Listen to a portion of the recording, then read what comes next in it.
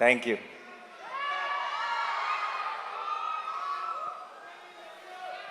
I love you too. I love each one of you. మీ అందరికీ పేరు పేరున థ్యాంక్ యూ సో మచ్ ఈరోజు ఇక్కడికి వచ్చినందుకు. అండ్ ముందు రాజమౌళి గారికి I want to say something.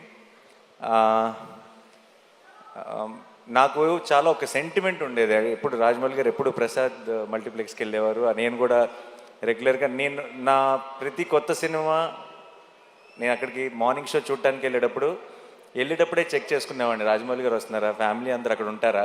ఎందుకంటే నాకు ఆ మొహాలన్నీ చూడకపోతే నాకు ఆ ఎంటైర్ ఫ్యామిలీ ఫేసెస్ నాకు ఏదో ఒక పాజిటివ్ ఎనర్జీ మిస్ అయిన ఫీలింగ్ వచ్చేది.